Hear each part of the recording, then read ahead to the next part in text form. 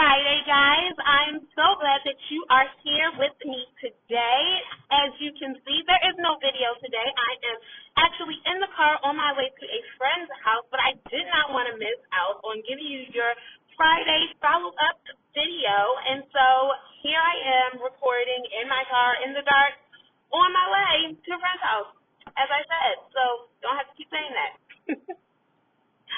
Anyway, today we are going to be continuing our conversation on Tuesday where I talked about separating our identity from our habitual behaviors. And the reason that we want to separate our identity from our habitual behaviors is because sometimes the habits that we have are not serving us. And when we are identifying so strongly with those habits, it makes it really difficult for us to break them, because in order for us to break them, we have to prompt an identity crisis where we are feeling like we are denying ourselves or rejecting ourselves or turning our back on ourselves in order to become this better version of ourselves. And I want to challenge that belief that because we have bad behaviors that we are not our best self. The fact that you recognize that the behaviors that you have are not serving you indicates that you are able to operate as your best self.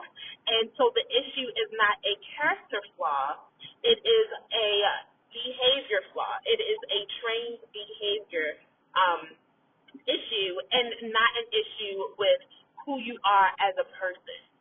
Now, the reason that I want to make that point is that when we are trying to change behavior, when we are trying to shift our mindset, we want to be doing it from a place of love and not a place of shame. And when you are operating or repeating behaviors that do not serve you and you're feeling shame about it, what that does is cause you to really cling to those behaviors even more because you're feeling bad about it. And because you're feeling bad about it, it's difficult for you to confront it. It's difficult for you to face it because we don't want to feel bad. We don't want to put our situations where we are uncomfortable. We don't want to put ourselves in situations where we are not feeling like our best selves, where we are not feeling capable. And so when we continue to repeat behavior patterns that aren't serving us and we believe that that is who we are, then we can begin to believe that we are not a good person, or we are not an intelligent person, or we are not a capable person. And that is what stops us from making shifts and changing our behavior patterns more quickly. When you go at changing your behavior patterns from a place of love, from a place of caring, from a place of responsibility, then it's way easier to shift that behavior, because shifting your behavior is you showing up well for yourself. It's you showing up with respect for yourself. It's you showing up as a caretaker for yourself. And so I continue to use the example of caring for yourself the way you care for your toddlers, the way you care for your children, the way you care for the people that you love. When you show up for them and you help them to do something that they don't know how to do, you show up in a loving way. You show up in a patient way. You show up in a way that allows them time to stumble and to fall and to get it wrong, and you don't blame them and you don't judge them. And that's how we should treat ourselves when we are working on changing and shifting our behavior. We don't want to be operating from a place of judgment, from a place of shame, from a place of incompetence, but be operating from a place of love and abundance of grace. So one of the things that I've learned to do is to talk to myself with kindness. I used to really struggle with getting up in the morning, and when I would get up later than what I wanted to get up, I would really have a lot of negative self-talk. I would beat myself up over it. I would be angry at myself and then angry at my family and my kids, everything that they did that took longer than I wanted it to. I was just infuriated about, and it just made me into an angry person, and it made it hard for me to really confront myself about getting up earlier. It made me not want to listen to myself, because who wants to listen to somebody that's always berating you, always talking down to you, always making you feel bad?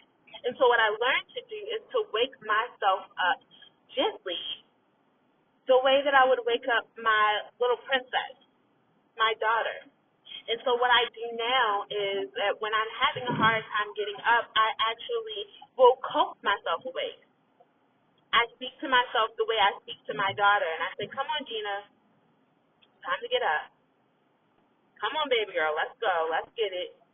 Time to get up, time to start your day.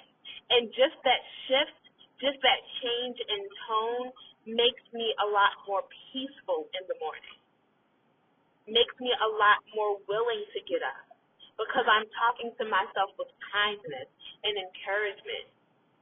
And it helps me to really want to do what I say to myself. It helps me to be compliant to my own will, because I want to show up for the person that's showing up for me. And so the way that I talk to myself, the way that I coax myself into doing more things, into taking leaps, into becoming the person that I want to become, is by really talking to myself with grace and kindness and encouraging myself to do better. And then whenever I am struggling, whenever it is challenging, whenever I don't meet my own expectations, not beating myself up over it, but saying, okay, well, we didn't get it this time, but we can get it next time. That's okay. This is your first time. This is your second time. This is your 57th time, but it's not your last time. You're going to get it. You're going to be able to do it. You just have to stick to it. You just have to keep going. These are the things that I say to myself. This is the way that I encourage myself, is prompt myself to continue to show up, to continue to do the things that I say that I want to do, so that I can live the life that I want to live. And so I hope that this has helped you today. I hope that this has helped you to really begin to question the way that you talk to yourself and understand why it's important to not identify yourself by the way you behave, but identify yourself by the way that you engage with yourself. Identify yourself by your hopes, by your dreams, by your ambition, and by your willingness to try to do better. All right, guys, that is all that I have for you this Friday. Again, I hope this was helpful for you. If you have any questions, feel free to reach out to me. You can contact me by going to bit.ly/launchmylife. That is bit.ly/launchmylife. And I would love to jump on a call with you and see how I can serve you best. And so I hope that you have a great weekend. I hope that you have a great week, and I will talk to you again on Tuesday. All right, guys, have a good one.